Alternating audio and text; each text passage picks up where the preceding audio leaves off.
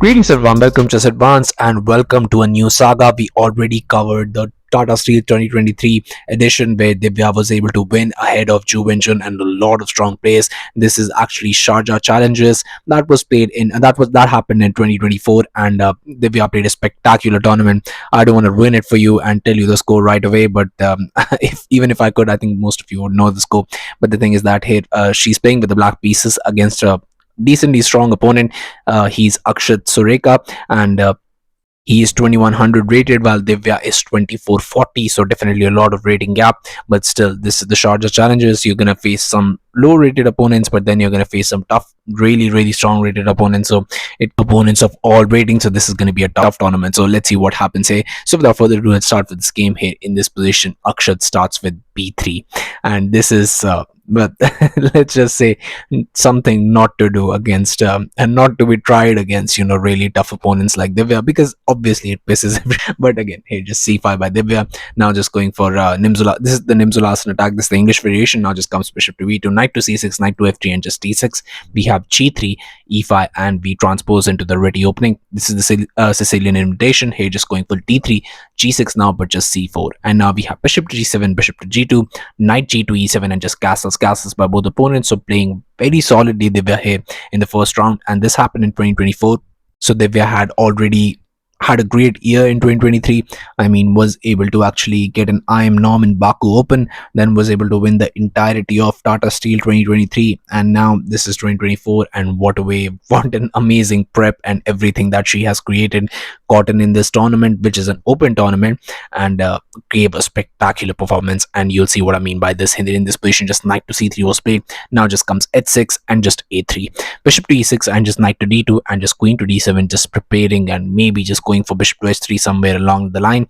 But now just comes this knight to d5, and what do you do here? Rook a to d8 was played. b4 now, trying to create some counterplay towards the queen side, but just b6, just keeping everything closed. Bishop to c3, knight to c8, and now just going for b5, immediately just pushing the knight back, or you can just push it forward as well, but I don't think so that would last that very much. So here just knight to e7, but just a4, knight caps on d5, finally trading that knight. C captures, bishop to s3 immediately, but just queen to b3, bishop caps on g2, king captures, and just f5 was played. And Divya is definitely eyeing all of this central thrust somewhere along the line, so she can open up more lines, trying to go for an attack in this position, but just e4, keeping everything closed. And it seems like f4 is a good option in this position, but it's not that good, because hey, most likely what will happen is you play h3, and even if you trade, you just open up a new line to trade everything, and after the rooks get traded, everything happens, then you don't have enough pieces to try and go for something like that. And a draw would mean that you lose those crucial rated points, so you you don't want that to happen. So hey, just rook to f7, not going for anything crazy, just f3 now, keeping everything solid. Rook f to d8, and just h3. We have h5, finally pushing those pawns somewhere along the line. h4 is going to be an option, but hey, just knight to c4, king to h7, queen to c2, queen to e7, and just a5. So again, banking everything towards the queen side, while the West trying to keep, just entire pressure towards the king side, trying to go for an attack. And if you go for a move like h4 directly in this position, then you could fall into some trouble, because here after g4 you have f captures, and after f captures, rook caps on f1, rook captures, king captures. As I told you, trading everything. But after queen to f6 check, queen to f2, queen captures, king captures, most likely this position should end in a draw with perfect play. But anyone who is better in this position is definitely going to be white, because you can understand this knight is just very passively placed. Once you trade off everything, this knight is going to have to be defending, and king is very active. So most likely here Akshat could try and win this game. But after a5 we have bishop to h6, but now just comes a captures, rook to a6, but just queen to d8. That's why you don't want to rush with a move like h4, but you want to wait while your opponent makes a mistake.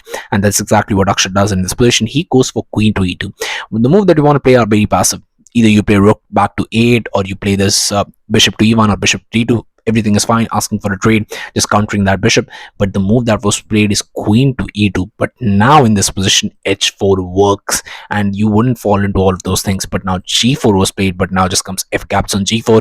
We have h captures, not going for this, because if you go for this, then again all of those trades, and that would be, I mean, for now you cannot even go for that, because if you go for that, then you just lose a rook completely, because your rook isn't on a8. That's why I think engine was suggesting to go go get and play this rook to a8, but he just queen to d8, queen to d7, because I don't think so that would have been feasible, because even if you go for this, you have to understand, you just brought the rook here after trading everything. I mean, you wanted to try and go for an attack here, but you cannot, because the knight is doing such a nice job of covering everything. You don't want to go there because that would be really passive. You don't have any attack. So that's why, I mean, going back is just maybe accepting defeat, and sometimes it's just very difficult thing to do, because then you have to come up with an entirely new plan, and most people just don't go for that. So here just king to h3 now was played, bishop to f4, and here just rook to a8. Finally just trying to pin that, but hey, just queen to c7, bishop to d2, bishop captures, knight captures, g5 now, just strengthening everything, and just knight to c4, rook to f6, knight to e3, queen to b7, attacking that rook, rook to a2, but now just comes queen to d7. Both players are now playing on seconds on the clock. They are very much down on the clock, and they still need to make 3 more moves to reach time control. Here just rook to b2 was played, knight to a7, and now just comes d4. Finally going for the central thrust. Seems like a pawn sacrifice, but it is really not. Here just e captures was played, knight to c4 now. And here, if you go for a move like knight to f5, your position is absolutely fine. That knight is a beast sitting there, and you can understand that. I mean, this is just very difficult. Somewhere along the line, you're going to have that thrust. If you go for a move like rook to e8, stopping that, then this comes f4, and after g captures, rook captures, you can understand that white gets the counterplay that it needed, and most likely he could potentially take this game. But after e captures, he just knight to c4 was played, and knight to c4 is not a good move in this position. But now white reaches time control, so you can think about it, but you've just blundered on the move that you have reached time control, and Divya is definitely going to take advantage of that. Knight to c8 was played, just again defending everything, but now your rook isn't even on the open file to try and go for anything towards the queen side. So here just queen to d3 was tried, but queen to d3 is not a good move. The move that you want to play in this position is maybe a move like king to h2. Maybe you play queen to rook to b3, everything would have been fine. But after queen to d3, now comes king to h6, and hey, just queen to e2, just moving back and forth, maybe thinking this is the draw, but you can see the bar drop, and that's the problem here. Rook to f4, and now it could potentially go for some trouble here. Rook to b3, now just comes queen to d8, rook to a3, queen to e8, and rook to b3, trying to go for a draw, maybe just looking for it as well. But Divya is definitely not looking for a draw, because you have to understand, when you're a 2440 player, you try in the first round and go for a draw against a 2100 players, it's just never, you'll never see that happen. Here just queen to f7, king to g2, rook to e8, and queen to d3 was played. If you go for a move like rook to f2 in this position, that's absolutely fine. After h3 check, maybe king captures. If you go for king captures, there is king to g7, and now you can understand there could be potentially some attack towards coming towards that. Engine is giving it as a draw, but I don't think so. I don't think it would have ended in a draw. But after rook to e8, we have queen to d3, and again this is just 47th move, and both players are very much down on the clock. Queen to d7, king to h2, and queen to d8 was played, but now there is some trouble brewing. Rook to a3, rook to f7, rook to a6, and queen to f6 was played, but now just comes king to g2, and now queen to f4. Queen is definitely infiltrating. What can you do in this position? It looks very scary. If you go for a move like rook to a2, that seems like the way to go, because if that check comes, you can just move back, and maybe the rook will guard the entirety of the second round. But hey, just a rook to a2 was played, king to g7, but just rook to b2, king to f8, rook b to f2, king to g7, and rook to b2. So both players repeating moves to gain some time on the clock. Rook to a7, king to h1, rook a to e7, and just rook to a2, rook to f8, king to g2, rook to e7, and here king to h1 was played, rook to e7, rook to e2, and h3. But now you have to be extremely careful. Queen to d2 was tried, but now just comes queen to f6, queen to d3, queen to g6, and now just going for king to h2, rook e to f7, rook e to f2, rook to a7, and king to h1. Seems like both players are repeating moves, but the trouble is that, you know, Divya is slowly improving her position, and it's very difficult to try and understand that, because, you know, all of the rooks were very badly placed. Now you have them doubled up against a pawn. Your king is in a very bad situation. You cannot capture this pawn because the attack comes in.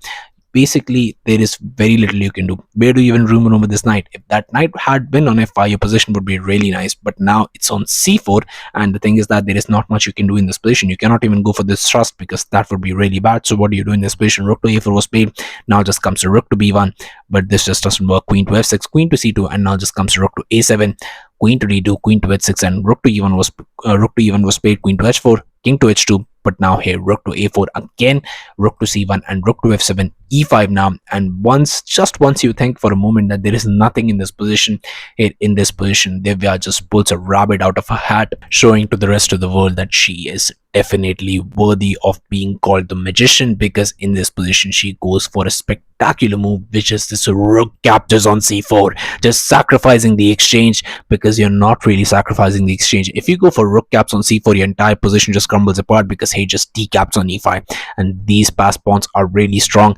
That knight might not be doing anything. Imagine having a knight, a complete knight out of the game, and still your position is better.